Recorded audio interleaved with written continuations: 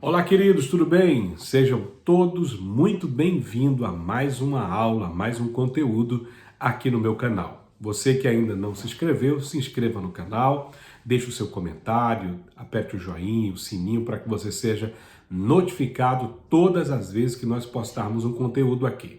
Desta feita, iremos falar sobre o capítulo de número 3 do Evangelho de Jesus, segundo escreveu o evangelista Mateus. Estamos numa série de temas específicos sobre os 4 evangelhos. Então, nessa série vamos falar capítulo por capítulo do evangelho de Mateus, de Marcos, de Lucas e de João. Serão muitos vídeos, muito conteúdo para enriquecer aí o teu conhecimento, tá bem? E edificar você aí na palavra de Deus, tá bom? Então, nós estamos aqui hoje e vamos falar sobre o capítulo de número 3. Você que está me acompanhando nos outros vídeos, né, você sabe que nós falamos já do capítulo de número 1, 2 e agora estamos no capítulo de número 3 do Evangelho de Jesus, segundo escreveu Mateus. Se você ainda não ouviu os outros vídeos, é muito importante, porque os outros 2 vídeos são uma base aí para que você possa entender o conteúdo de hoje, tá bom? Vamos lá então? Pegue a sua Bíblia, pegue a sua caneta, o seu bloco de anotações e vamos estudar a palavra de Deus. Bom, vamos lá então. Capítulo 3 de Mateus. Estou com a Bíblia aberta aqui, ó. Já está aqui aberta, tá cheia de anotações, tá bom? Para passar para você um conteúdo diferenciado e edificante desse dia de hoje. Vamos lá. Capítulo 3 vai falar sobre a pregação de João o Batista, tá bem? Ainda no capítulo 3 vamos tratar sobre o batismo de Jesus e a mensagem de João, né? E um dos eventos mais importantes da Bíblia Sagrada é o que acontece após o batismo, aliás, na hora do batismo, né? E vamos comentar um pouco sobre isso também, tá? Então, todo esse capítulo, que é o capítulo 3, que são aí 17 versículos, nós vamos falar aqui um pouco de cada um deles aqui, tá bem? E eu tenho certeza que você vai ser muito edificado. Então vamos lá. Olha como começa o capítulo 3. Naquele dia apareceu João Batista, naqueles dias apareceu João Batista, pregando no deserto da Judéia. Ele dizia: arrependam-se, porque está próximo o reino de Deus. Bom, primeira coisa importante que nós precisamos entender aqui dentro desse capítulo, do capítulo 3, é quem é João o Batista, tá?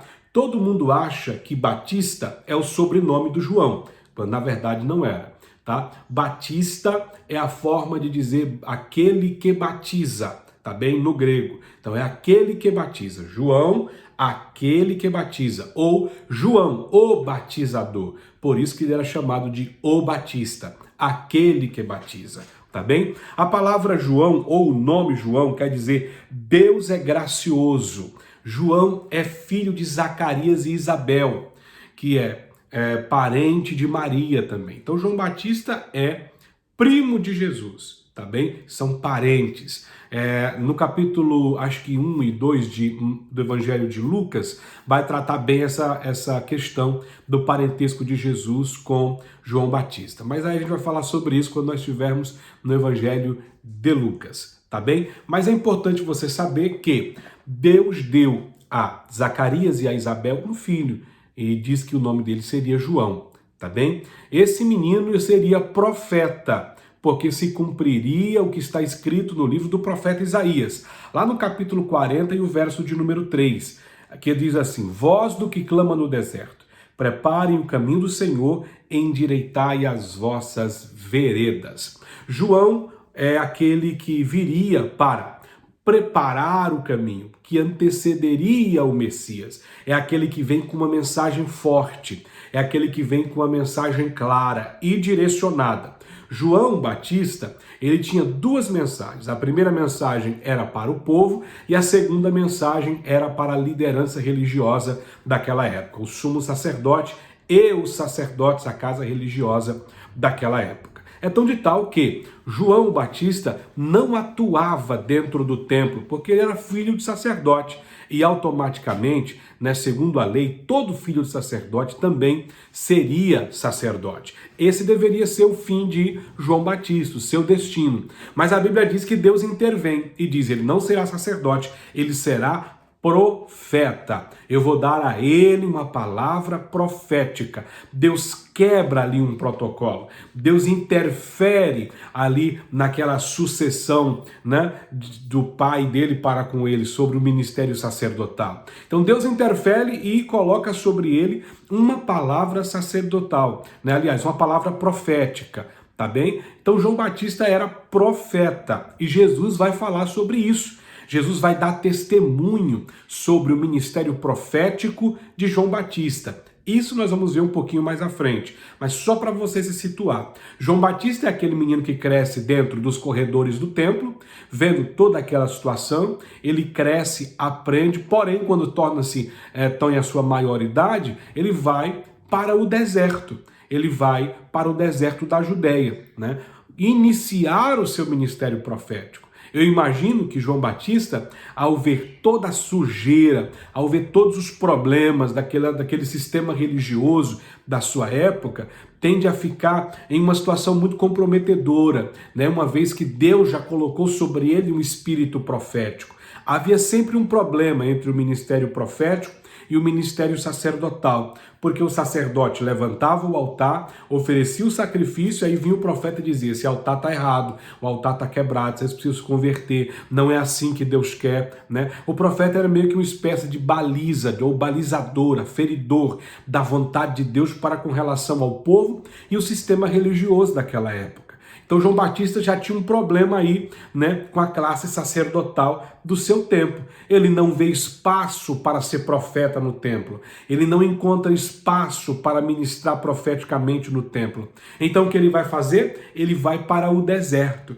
Sabe, deixa eu te dar uma palavra já com base nisso aqui, né? Porque tem muita gente que acha assim: não me dão oportunidade aqui, não fazem comigo assim, eu queria ser aquilo, mas eu não encontro, né, espaço nessa casa. Deixa eu te dizer uma coisa: o lugar ou espaço geográfico não pode ser uma desculpa para você não cumprir o seu ministério, para você não cumprir a sua chamada, para você não realizar aquilo que Deus já colocou dentro de você. João Batista orou e disse: para mim não tem espaço aqui, o sistema é podre, é complicado, é difícil, para mim não dá, então eu vou para onde? Eu vou para o deserto, porque maior que o lugar é a mensagem que você carrega, maior que o lugar, espaço geográfico, é aquilo que Deus já colocou dentro de você.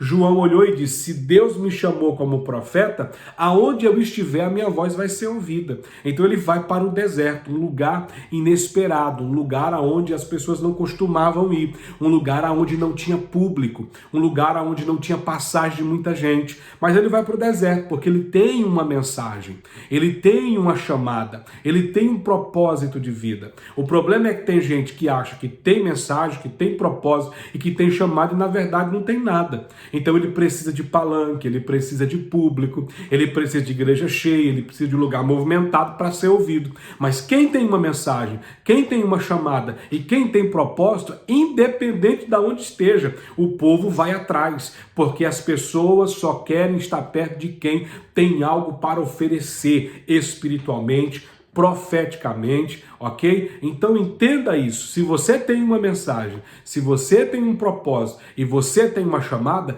não importa onde você esteja, se no templo ou no deserto, as pessoas irão até você. Lembra de Débora? Débora tinha uma mensagem. Ela olhou e disse: eu me levanto como mãe, e julgou Israel. E as pessoas saíam e iam até onde ela estava para ser aconselhado, porque ela tinha uma mensagem. Ok? Então, João Batista é esse tipo de profeta. Ele vai para o deserto, porque ele tem uma mensagem, ele tem um propósito, ele tem uma chamada e mais, ele tem uma missão. E é ciente da sua missão. Ele sabe para que foi chamado. Ele sabe qual é a mensagem que Deus lhe deu. E ele sabe que ele veio para preparar o caminho, apenas isso. Ele nem iria andar muito pelo caminho ou com o caminho. Ele só ia se encontrar com o caminho. Mas ele sabe qual é a sua missão. É preparar o caminho. Então, João, o Batista, está no deserto da Judéia, pregando. E ele tem uma mensagem, como eu acabei de dizer aqui. O verso de número 4 vai dizer assim: João usava uma roupa feita de pelos de camelo, cinto de de couro e o seu alimento era gafanhotos e mel silvestres. Isso aqui são características, tá? Muito íntimas aqui do profeta que vivia no deserto pregando, que vivia no deserto fazendo ali aquilo que Deus havia lhe dado. Tá? Isso aqui é bem emblemático aqui para o profeta. Então, verso 5, os moradores de Jerusalém, toda a Judéia e toda a região em volta do Jordão iam até onde ele estava. Olha só que interessante, tá bem? Mesmo João, não tendo a indumentária daqueles que estavam no templo, do sacerdote, do sumo sacerdote, mesmo não tendo e se vestindo de roupa de linho fino, usando apenas um cinto de couro, roupas de camelo, com couro de camelo, e se alimentando de gafanhoto, olha que interessante, o povo saía de onde estava, caminhava quilômetros para ouvi-lo pregar, para ouvir a mensagem que ele tinha. E não era só o povo que ia, tá bem? Não era só o povo que ia, a liderança do templo também ia. Sabe por quê? Porque as pessoas estavam cansadas daquele ritual do templo. As pessoas estavam cansadas daqueles cultos mecânicos do templo. As pessoas estavam cansadas daquelas mensagens que amassageavam o ego das pessoas no templo. Então o que elas fazem? Elas vão em busca de palavra de Deus, de alimento sólido, de alimento que confronta, de palavra que cura. E quem aqui tem essa palavra? Um cara no deserto. Se veste de couro de camelo, tem um cinto de couro no seu lombo, né? E ele se alimenta de mel silvestre. Mas que camarada estranho. Não importa se ele é estranho, ele tem uma palavra. As pessoas não iam lá por conta da sua veste ou por conta da sua oratória. Iam lá porque ele tinha uma mensagem. Olha que interessante. Você pode não ter nada, mas se você tiver uma mensagem, as pessoas vão até você. Você pode não ter nada, mas se você tiver algo de Deus em você, as pessoas vão até o teu encontro. Então, por isso é importante você estudar a palavra. Por isso é importante você buscar de Deus conhecimento. Por isso que é importante você buscar poder que vem do céu. Agora vamos aqui entender outra coisa também que é muito interessante, tá bem? No verso de número 6. E confessando os seus pecados, eram batizados por ele no Rio Jordão. E quando João viu que muitos fariseus e saduceus vinham ao batismo, diziam-lhe... Pronto, vamos dar uma pausa aqui, tá? Como eu disse, não era só o povo que ia. Eles iam, ouviam, se arrependiam e eram batizados. Ora, irmãos, vamos lá. Quem é que deixa o conforto do templo, tá? Para ouvir um cara no deserto, e o resultado da mensagem desse cara é arrependimento e batismo. Este é o segredo do ministério profético, do ministério evangelístico, ok? Porque João aqui está pregando como evangelista, mas com uma palavra profética, porque ele é profeta. O segredo do evangelista é ter uma mensagem que produza arrependimento e batismo. Oh, glória a Deus. Se você não tem isso, meu amigo, te convido a descer na oração e buscar de Deus, na palavra, uma mensagem que seja de confronto com o pecado, que gere arrependimento e batismo. Porque é isso que valida o ministério de um homem de Deus. Agora que interessante aqui, ó. Vinham os fariseus e saduceus. Os fariseus e saduceus eram as duas religiões mais predominantes daquela época. Tinham conceitos um pouco diferentes um dos outros. Nós vamos tratar isso com mais afinidade, né, com mais profundidade nos outros capítulos à frente, tá bem? Mas eram as duas religiões mais importantes da época, tá? Eles também iam para ver o batismo, ok? E olha que interessante, João tinha uma mensagem para eles. E qual é a mensagem de João para essas duas religiões, para essas lideranças? É a seguinte: raça de víbora, quem deu a entender que vocês podem fugir da ira que está por vir? Produzam frutos dignos de arrependimento. João chama aquela turma, João chama aquelas duas religiões de raça de víbora. Pessoas terríveis, pessoas que são traiçoeiras, pessoas que pregavam, mas não viviam o que pregavam, hipócritas. E João diz para ele: vocês também, que são detentores da lei, que dizem que guardam a lei, também precisam se arrepender, também precisam produzir frutos de arrependimento na vida de vocês. E o verso 9 é interessante, que diz assim: e não pensem que por dizerem uns aos outros, temos por pai Abraão, porque eu afirmo a vocês que Deus pode fazer com que dessas pedras surjam filhos a Abraão. Porque é interessante, essas duas religiões se apegavam no fato de ser descendência de Abraão. Então, pelo fato de serem descendências de Abraão, achavam que a salvação para eles estava garantida, mesmo vivendo uma vida totalmente o contrário daquilo que os princípios bíblicos e da Torá ensinava e que princípios que Abraão também andou. Então, João vem denunciar, porque a função do profeta aqui é denunciar os pecados, a conduta errada, e diz para eles: vocês precisam se converter, vocês precisam mudar de vida, porque não é porque vocês são filhos de Abraão que vocês não têm que andar nos princípios que Abraão ensinou, ou com o Deus que Abraão andou. Então, João vem denunciando, e ele diz mais ainda. João é muito duro e muito incisivo na sua palavra. Ele diz assim no verso 10, e o machado já está posto sobre a raiz das árvores. Portanto, toda árvore que não produz bom fruto é cortada e lançada ao fogo. Eu batizo vocês com água para o arrependimento, mas aquele que vem depois de mim é mais poderoso do que eu, o qual eu não sou digno de carregar a sandália. Ele os batizará com o Espírito Santo e com fogo. Ele tem na mão a pá e limpará sua eira e recolherá o seu trigo e o celeiro ao celeiro, porém queimará a palha no fogo que nunca se apaga. João aqui está falando de duas coisas importantes. A primeira, que o machado já está posto à raiz das árvores, porque toda árvore precisa produzir bons frutos. Já dizia o salmista Davi que aquele que confia no Senhor, aquele que anda no Senhor, que medita na sua lei de dia e de noite, é como árvore plantada junto a ribeiros de água, que dá o seu fruto na estação certa. Ora, árvore que não dá bom fruto, ela é cortada e lançada no fogo que nunca se apaga. Uma palavra de juízo para aquelas lideranças religiosas. E mais, João anuncia aqui de forma categórica que Jesus vem após ele para batizar com Espírito Santo e com fogo. Isso aqui é motivo de nós nos alegrarmos, porque João está proferindo que Jesus Cristo vem na sequência do seu ministério, trazendo algo totalmente novo. O batismo de arrependimento era algo comum para a nação judaica, mas o batismo no Espírito Santo, ou seja, a imersão no Espírito Santo, ser imergido no Espírito, era algo novo para aquele tempo. Uma vez que o Espírito Santo só vinha por porções, apenas nos reis, sacerdotes, profetas, ou o que a Bíblia chama de homens-fontes, em alguns outros casos muito esporádico.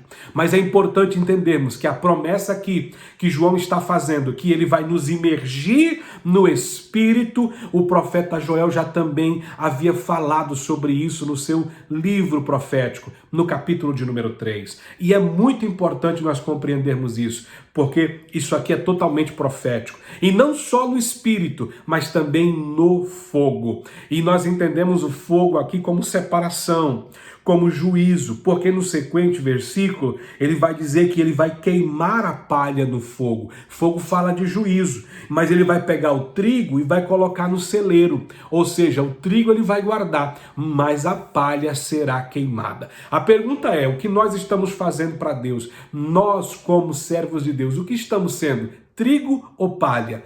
Trigo ou joio? Se você é trigo, vai ser guardado no celeiro, mas se você é joio, se você é palha, vai ser queimado no fogo que nunca se apaga, fazendo referência aqui, né, ao lago de fogo, ao inferno, a um juízo, né, vindouro e eterno. Tá bem? Essa primeira parte aqui é fantástica, porque dá pra gente falar muita coisa a mais aqui, mas o vídeo vai ficar muito longo, tá bem? Eu só quero ressaltar algumas coisas aqui com relação aos fariseus, né, e os saduceus, que é a religião predominante daquela época, tá?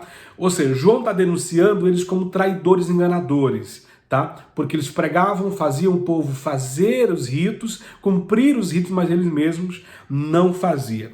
E outra coisa interessante que é importante falar é que o pecado é gerador da ira de Deus e é impossível fugir dela, porque o salário do pecado é a morte. Ok? O arrependimento é a única solução para aplacar a ira de Deus. Por isso que o evangelho de Jesus, o evangelho do reino de Deus, é o evangelho do arrependimento.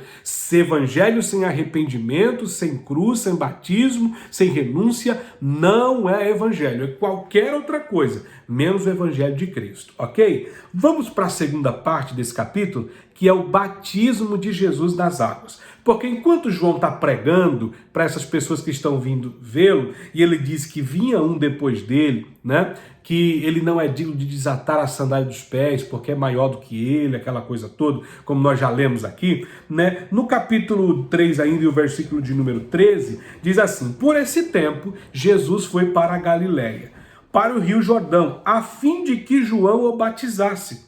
João, porém, quis convencê-lo a mudar de ideia, dizendo: eis que eu preciso ser batizado por você, e é você que vem a mim? Mas Jesus respondeu: deixe por enquanto, que assim nos convém cumprir toda a Escritura e cumprir toda a justiça. Então ele concordou. Vamos dar uma pausa aqui. Vamos entender isso aqui. A pergunta é: Jesus precisava ser batizado? Não. Por que Jesus então é batizado? Primeiro, para cumprir toda a justiça de Deus. Jesus é o cumprimento da profecia. Jesus é o cumprimento da justiça de Deus. Jesus é o cumprimento de toda a lei. Ele precisava ser batizado para dar exemplo aos seus discípulos. E quando ele encontra com João, lá no capítulo 2, aliás 3 de Lucas, se não me falha a memória agora, Lucas vai especificar isso melhor, Lucas vai detalhar melhor. Quando ele vê Jesus, ele diz: eis aí o Cordeiro de Deus, que tira o pecado do mundo. E aí ele vem até João, e João diz: por que você vem até mim? Se sou eu que tenho que ser batizado por ti, porque o pecador aqui sou eu. João reconhecia sua condição de pecador, mesmo sendo profeta, mesmo sendo evangelista, mesmo sendo homem de Deus, ele reconhecia sua condição como pecador, e que ele não era igual ao Messias em nada, ele é apenas aquele que prepara o caminho. É importante nós no ministério sabermos quem somos e o lugar que ocupamos e a função que nós ocupamos, para nós não cairmos no erro de achar que somos mais do que somos. João Batista sabia disso, e Jesus disse: João, não fala sobre isso, não impeça esse negócio, porque precisa cumprir a lei, vamos fazer com que esse negócio aconteça, você precisa me batizar para que a lei possa ser cumprida em mim. E João concorda e o batiza. E é muito interessante, porque dentro do relato de Mateus, ele vai dizer assim, no verso 16: depois de ser batizado, logo Jesus saiu da água, e eis que os céus se abriram, e ele viu o Espírito de Deus descendo como pomba, vindo sobre ele. E eis uma voz do céu que dizia: este é o meu Filho amado, em quem eu me agrado. Olha que interessante isso aqui, gente. João batiza, Jesus sai da água, e quando Jesus sai, João viu, apenas João viu, uma pomba, uma forma corpórea de uma pomba. Era o Espírito de Deus descendo sobre a cabeça de Jesus, o ungindo para o propósito que ele tinha para realizar, o ungindo para um grande mover, para algo que ia mudar a história da humanidade. O Espírito ali ungiu para que ele pudesse dividir a história naquela época, daquele tempo e do tempo em que nós vivemos. Isso aqui é muito importante nós entendermos, porque apenas João viu o Espírito Santo descer sobre ele e ungir. Apenas João ouviu a voz que ecoou como um raio. Oh, glória a Deus! Naquele momento, as pessoas que estavam em volta ouviram um estrondo, ouviram um raio, mas João ouviu a voz de Deus que dizia: este é o meu Filho amado, oh glória a Deus, em quem a minha alma se agrada, ou em quem a minha alma tem prazer. Deus revelando o seu propósito, Deus chamando Jesus de filho, Deus ungindo Jesus com o Espírito, aleluia, para cumprir a promessa, cumprir o propósito, redimir o homem, né? Morrer na cruz do Calvário, para que todo aquele que nele crê não pereça, mas tenha vida eterna. Nos capítulos à frente vamos ver que Jesus entra na sinagoga, ele abre o livro do profeta Isaías, e ele diz: eis que o Espírito do Senhor Jeová me ungiu para pregar boas novas. Este é o momento da unção, é o momento em que o Espírito desce sobre Jesus e o capacita e o unge para a realização de algo que mudaria a história da humanidade. Que capítulo poderoso! Que capítulo tremendo é o capítulo 3 de Mateus. Oh, glória a Deus. Eu espero que você tenha sido aí abençoado por esse capítulo. Eu espero que o Senhor edifique a tua fé. Eu espero que o Senhor te abençoe e te faça crescer em graça e em conhecimento da verdade. Eu quero te pedir um favor, tá bom? Se inscreva no canal, não deixe de comentar, não deixe de apertar o sininho para que você seja notificado aqui quando nós postarmos os próximos vídeos. Toda terça-feira, às 22 horas, e sexta-feira, às 18 horas, será postado um vídeo novo com os próximos capítulos dos evangelhos, tá bem? Seja abençoado. Compartilhe aí no grupo da sua igreja, compartilhe nas suas redes sociais, tá bom? Vai lá no Instagram, compartilha lá, me marca no Instagram, @giovanio.gomes, me marca aí nas suas redes sociais, para que nós possamos aprendermos juntos a palavra de Deus. Deixa aqui o seu comentário, se você tem sido edificado, e não se esqueça, você é um projeto de Deus, e nós precisamos crescer em graça e em conhecimento, para entendermos melhor sobre Deus e sermos um canal de bênção para pessoas que precisam chegar ao conhecimento da verdade. Deus te abençoe, até o próximo vídeo, em nome de Jesus. Um abraço.